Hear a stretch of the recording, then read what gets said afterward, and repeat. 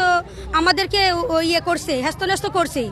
তো কোর্টে উনি কিভাবে একটা মহিলাকে এইভাবে মারধর করে, একটা মুরব্বীর গায়ে হাত তুলে, ওনার বাবার বয়সী মানুষ, তারপর ওপেন হার্ট সার্জারি করা। উনি তো এই বিষয়টা জানেন, আমার বাবার ওপেন হার্ট সার্জারি হয়েছে, উনি অসুস্থ, আমার বাবা ঠিকমতো ব্যবসা বাণিজ্য এখন করে না, আমার মা হ্যান্ডেল করতে, ছোট ভাই, আমার ছোট ভাইটা কিছুদিন আগে বড় ভাইটা কিছুদিন আগে মারা গেছে।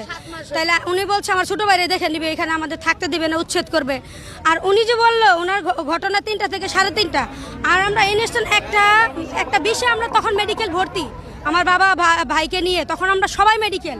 আপনি মেডিকেল এরিয়া দেখেন, সিসি ফুটেজ দেখেন যে আমরা কয়টায় বা ওই যে ওইখানে তো আছে, লিস্ট আছে, ইয়ে আছে, ওইখানে দেখেন আমরা কোর্টে যে মারধর করছে, ওইখানেও সিসি ফুটেজ আছে।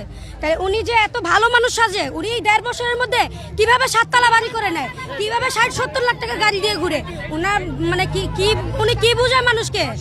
হ্যাঁ, রড সিমেন্টের ব্যবসা দিয়ে কি এই 7 তলা বাড়ি এই 1.5 বছরের মধ্যে করা সম্ভব?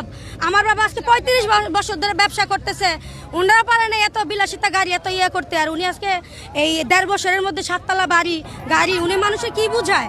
উনি যে জায়গায় জায়গায় চাঁদাবাজি, উনি দলপল নিয়ে ইয়া করে, সবাই তো ওনার জ্বালায় অতিষ্ঠ, সবাই এলাকাবাসী ওনাকে থুথু দেয়, ওর ভয়ে কিছু বলতেন।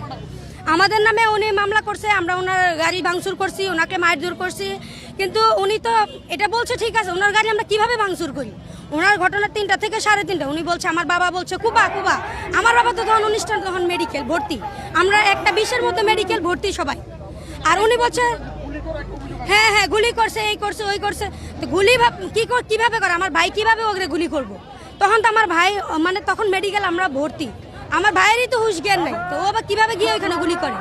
এখনো আমরা সুষ্ঠু বিচার চাচ্ছি, আমরা আমাদের নিরাপত্তা চাচ্ছি, আমরা শুনেন, আমরা নিরাপত্তা, আমাদের নিরাপত্তা চাচ্ছি।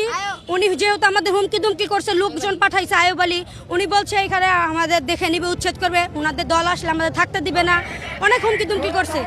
দল তো উনি করে, দলের প্রতি আমাদেরও শ্রদ্ধা আছে, ওনার শ্রদ্ধা আছে, আমাদেরও শ্রদ্ধা আছে।